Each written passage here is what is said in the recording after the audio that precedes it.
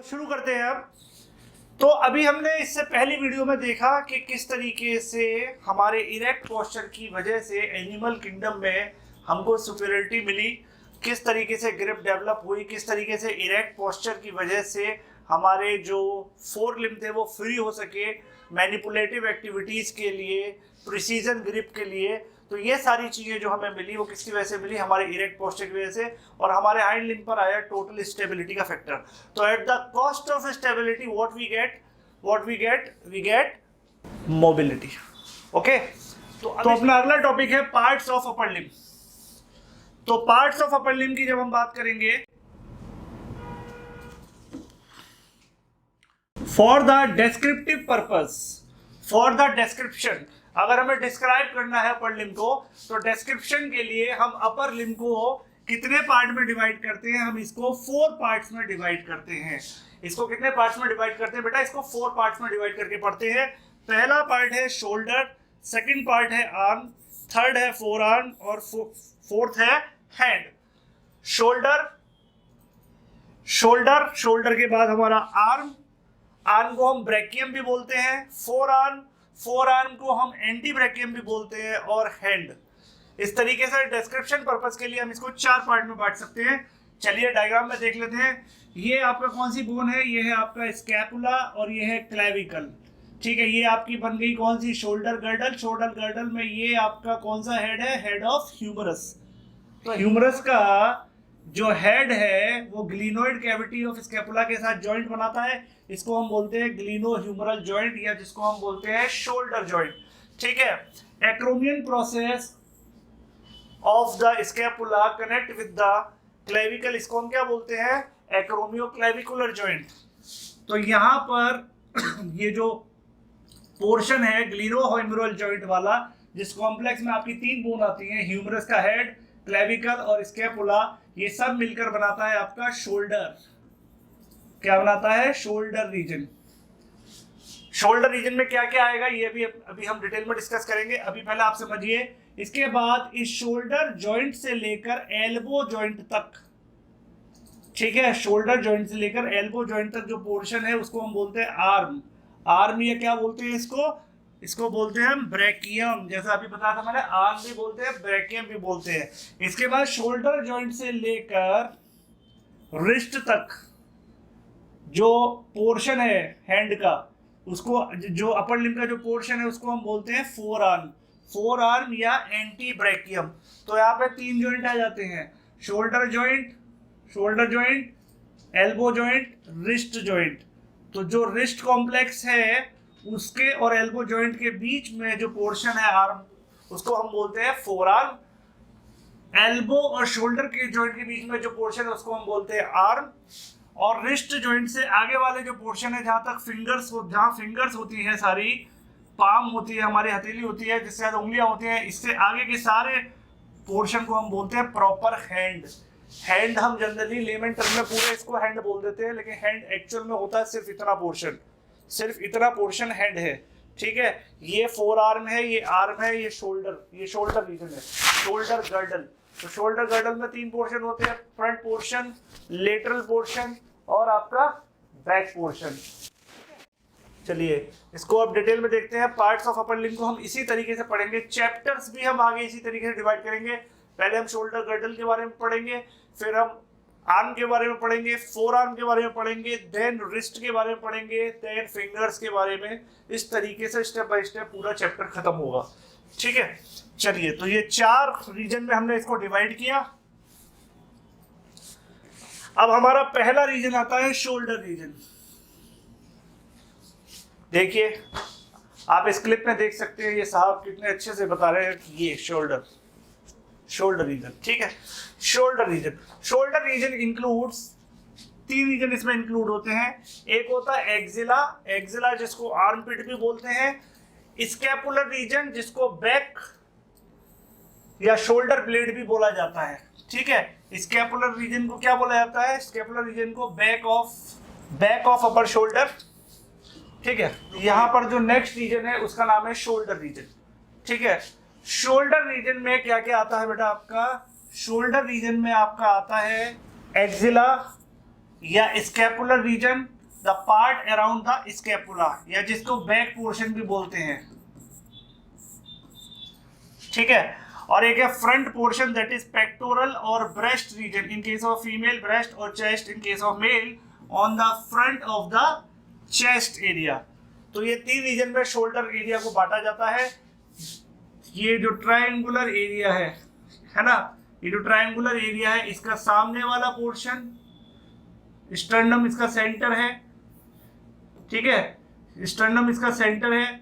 ये सामने वाला रीजन, इसको पेक्टोरल रीजन, इसके नीचे lateral region that is axilla. मैं इसको बना के दिखा देता हूं आपको। तो ये जो रीजन है मिड लाइन के इस पोर्शन वाला रीजन,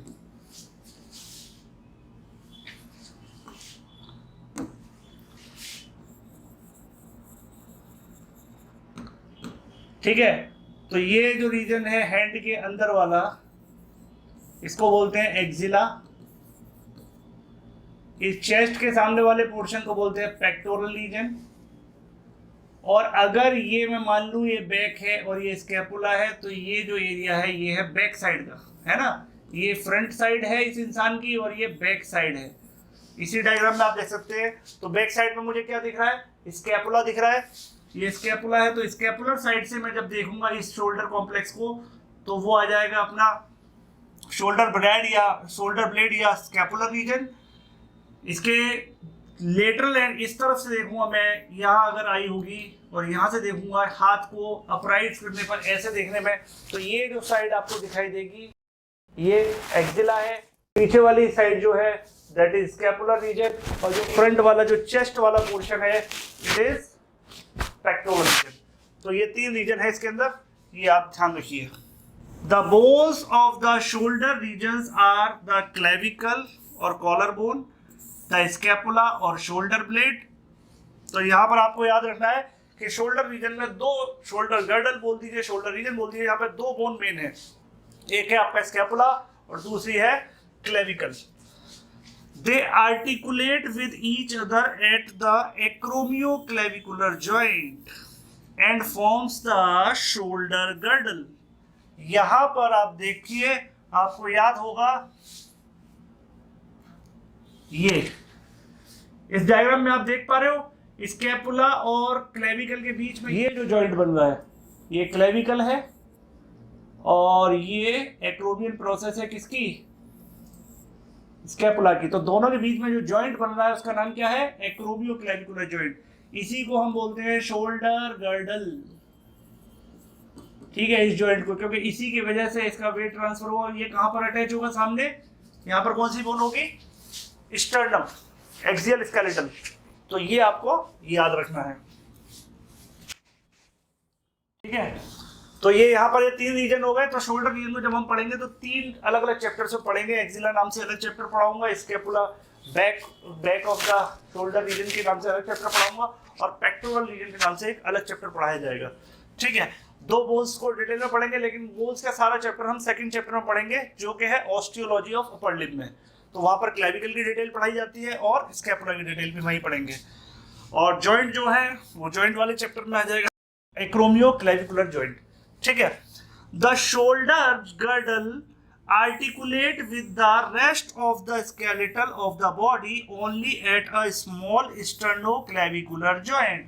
ये मैंने आपको बताया ही था कि एक छोटा सा sternoclavicular joint होता है, उसके थ्रू ये पूरा का पूरा आपका जो अपर लिम्ब है वो अटैच रहता है किसके साथ, एक्सियल स्केलेटल के साथ। तो ये आपके जब हम इसकी पूरी डिटेल पढ़ेंगे तो ये कम से कम 3 या 4 चैप्टर की डिटेल होगी। आगे तो हमारी वीडियोस आएंगी 3 या 4 चैप्टर में, तो इन सारी बातों को हम डिटेल में पढ़ने वाले हैं। ये एक ब्रीफ ओवरव्यू है चैप्टर का, इसीलिए इंट्रोडक्शन में ये सब बताया जा रहा है, ठीक है। तो शोल्डर रीजन हो गया। शोल्डर रीजन के बाद हमारा अगला रीजन है आर्म। तो आर्म हमारी कहाँ से कहाँ तक आती है, ये देखिए, ये यहाँ पर क्लेविकल सामने की तरफ देखी जा रही है, और यहाँ पर क्या दिखाया जा रहा है, स्कैपुला, ठीक है, स्कैपुला। यानी ये कौन सा पोर्शन है, ये ह्यूमन बीइंग का एंटीरियर पोर्शन है, सामने का हिस्सा दिखाया जा रहा है डायग्राम में, और ये बैक साइड से दिखाया जा रहा है पोस्टीरियर, ठीक है, पीछे का हिस्सा दिखाया जा रहा है। अब यहाँ पर फर्स्ट जो हम पढ़ते हैं that is arm. Arm is the part of upper limb between the shoulder and elbow और क्यूबाइटस। ये जो एरिया है इसको बोलते हैं ना क्यूबाइटल फोसा, तो क्यूबाइटस रीजन बोलते हैं, और elbow region. The bone of the arm is humerus which articulate with the scapula at the shoulder joint and upper end of the radius and the ulna of elbow joint। तो इस portion को मैं जितने portion को colour कर रहा हूं,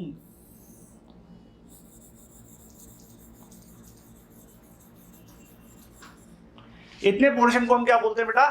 arm बोलते हैं। और इस आर्म का क्या है? अपर पॉइंट कौन सा है? शोल्डर जॉइंट, और लोअर पॉइंट कौन सा है? Elbow joint. तो इन दो जॉइंट्स के बीच का जो एरिया है उसको हम बोलते हैं arm.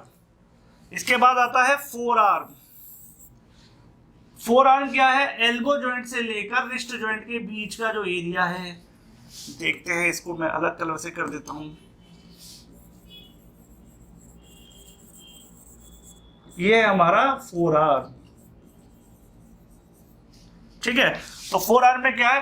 It is the part of the upper limb between the elbow and the wrist. हमें देखकर पता चल रहा है।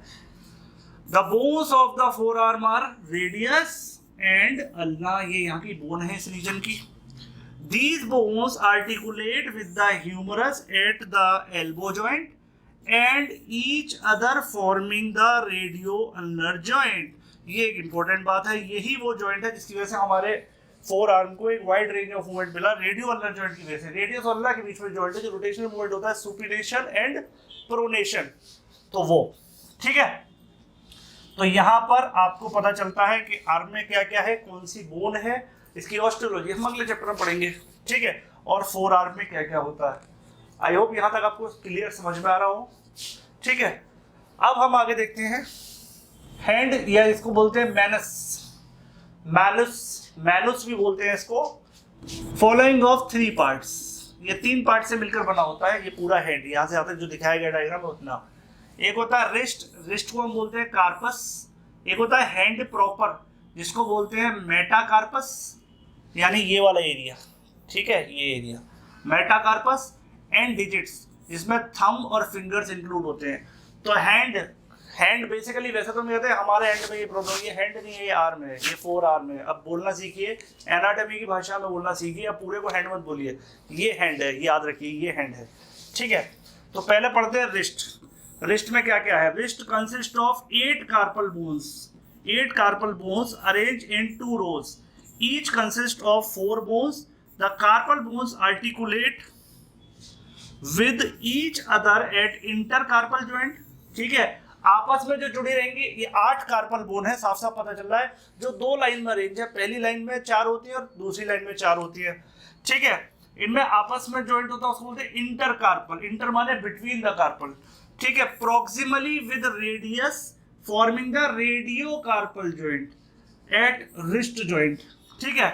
तो जो रेडियो कार्पल जॉइंट, जिसको हम जनरली किस नाम से बुलाते हैं, और रिस्ट जॉइंट के नाम से बुलाते हैं, वो बेसिकली होता क्या है? Radio carpel joint. कई बार वाइवा में पूछ लिया जाता है कि क्या अल्ना के साथ कोई जॉइंट बनाता है रिस्ट पे? नहीं, बच्चे भूल जाते हैं, सोचते हैं रेडियो अल्ना नहीं। क्या याद रखना, रिस्ट जॉइंट हमेशा किसका होता है? रेडियस बोन की तरफ से होता है, ना कि अल्ना की वजह से, ठीक है। लेकिन एल्बो पर मेन रोल किसका रहता है? अल्ना का, ठीक है। ये पॉइंट याद रखना आपको। तो रेडियो कार्पल जॉइंट जिसको रिस्ट जॉइंट भी बोला जाता है, और distally with the metacarpal bone at carpo metacarpal joint. तो देखिए 3 तरीके के जॉइंट इस छोटे से पोर्शन में मिल रहे हैं आपको। यहां पर देखिए, ये है प्रोक्सिमल कार्पल, प्रोक्सिमल कार्पल्स, ये जो रो है, यहां पर एक बोन पीछे की तरफ है, ठीक है। ये अभी के यहाँ 3 दिखे, लेकिन होती 4 हैं, ये, ठीक है। ये प्रोक्सिमल रो है, और ये 1 2 3 4, ये है डिस्टल कार्पल। अब इनमें आपस में जो जॉइंट होगा,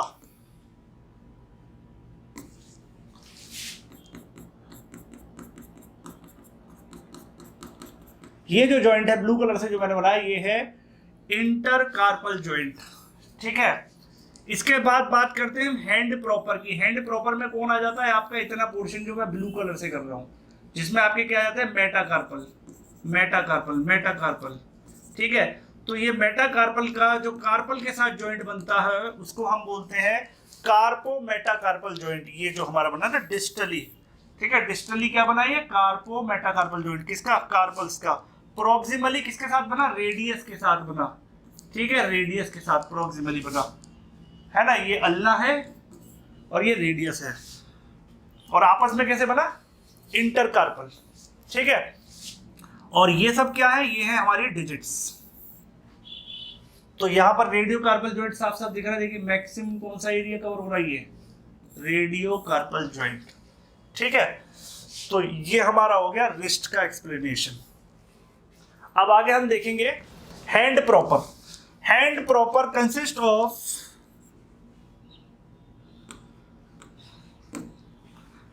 of 5 metacarpals bone numbered 1 to 5 from lateral to medial side in anatomical position। तो हमारी एनाटॉमिकल पोजीशन क्या है, ये हैंड फेसिंग फॉरवर्ड, है ना, पाम फेसिंग फॉरवर्ड। तो यहाँ पर रेडियल लेटरल एंड कौन सा हो गया, ये वाला भाग, यानी थंब जिस तरफ है वो क्या है, लेटरल एंड, और ये स्मॉल फिंगर जिस तरफ है वो क्या है, मीडियल एंड।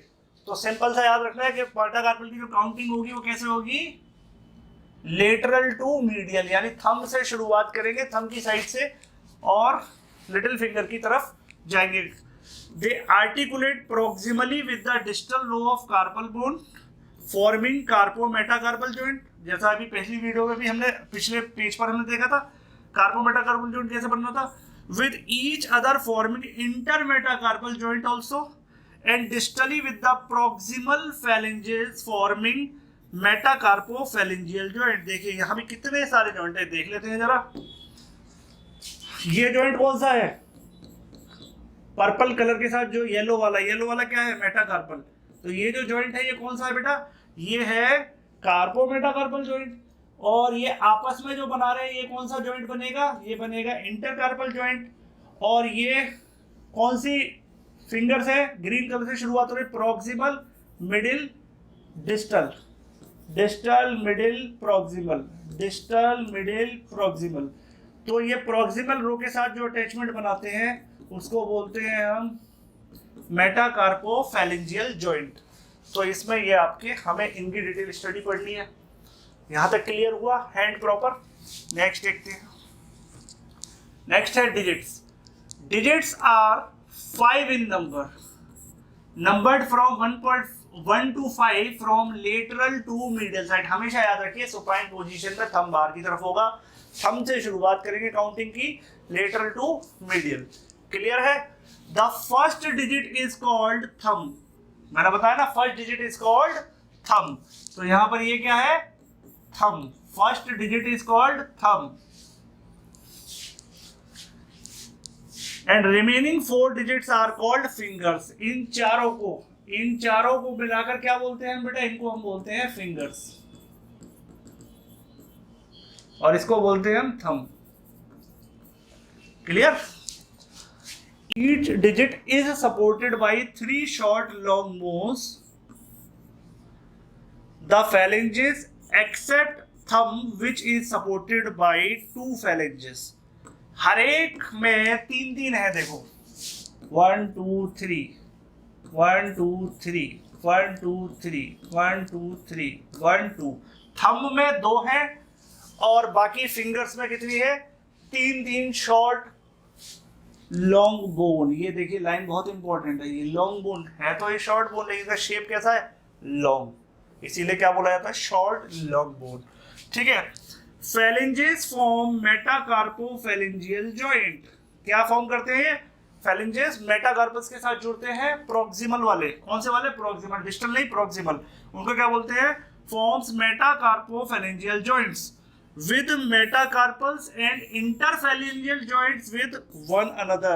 तो आपस में कौन सा जॉइंट बनाएंगे, यहां पर इंटरफैलेंजियल जॉइंट, आपस में बनाएंगे इंटरफैलेंजियल जॉइंट, और यहां पे मेटाकार्पोफैलेंजियल जॉइंट, यहां पे क्या है, मेटाकार्पो MCP, और यहां पे कौन सा जॉइंट बनेगा, IP। ठीक है, इंटरफैलेंजियल joint. The first carpo-metacarpal joint has separate joint cavity, hence movement of thumb are much more free than that of any other digit. तो फर्स्ट कार्पोमेटाकार्पल जॉइंट, तो फर्स्ट कार्पोमेटाकार्पल जॉइंट कौन सा होगा? First carpometacarpal joint कौन सा होगा बेटा? ये वाला। ये कौन सा है? थंब में मेटाकार्पल है ये, और ये कार्पल है। तो यहाँ पर क्या होगा? कार्पोमेटाकार्पल जॉइंट, सीएमसी जॉइंट जो होगा यहाँ पर, ये स्पेशल अपनी अलग से एक कैविटी फॉर्म करता है, जिसकी वजह से इसको एक फ्री मूवमेंट मिलता है इसके स्ट्रक्चरल चेंजेस की वजह से इन कंपैरिजन टू 4 फिंगर्स। तो ये पॉइंट याद करना है। फर्स्ट कार्पोमेटाकार्पल जॉइंट है separate joint cavity, separate joint cavity, ये पॉइंट याद रखें। चलिए लास्ट, अब ये थंब की वैल्यू सबसे ज्यादा है, इस मूवमेंट को हम बोलते हैं अपोजिशन, है ना। ये देखिए फिंगर और ये थंब आपस में एकदम, ये है अपोजिशन, ठीक है। और ये है अपनी ओरिजिनल पोजीशन पे आ जाता है, ये है रीपोजिशन। एक ही लाइन पे आ गए एक एक्सिस पे, दैट इज रीपोजिशन। और ये देखिए ये एक्सिस अलग है, ये 1 2 3, ये एक्सिस अलग हुई इनकी, 1 2 3 4 5, ये क्या है? रीपोजिशन। ये जो काउंटिंग के टाइम पे करते हैं ये है अपोजिशन। काउंटिंग के टाइम पे जो करते हैं दैट इज अपोजिशन, और ये नॉर्मल टाइम पर जो पोजीशन रहती है दैट इज रीपोजिशन, ठीक है। The functional value of thumb is immense. For example in grasping the functional value of thumb is equal to other 4 digits और फिंगर्स। किसी चीज को पकड़ने में हमारा जो थंब है वो वही रोल अदा करता है जो चारों उंगलियां मिलकर करती हैं, ठीक है। याद रखिएगा इस बात को, ठीक है। In grasping the functional value of thumb is equal to the 4 digits of finger। साफ साफ समझिए, किसी चीज को ग्रेस करने के, पकड़ने के लिए जो काम ये चारों करती है वो अकेला हमारा थंब करता है। जैसे आप किसी रॉड को या पेन को ऐसे पकड़ सकते हैं, तो ये देखिए ये 4 एक साथ एक डायरेक्शन में और ये एक डायरेक्शन में। तो ग्रेस्पिंग में ये थंब की बहुत ज्यादा वैल्यू है। Therefore loss of thumb alone is disabling as the loss of all fingers.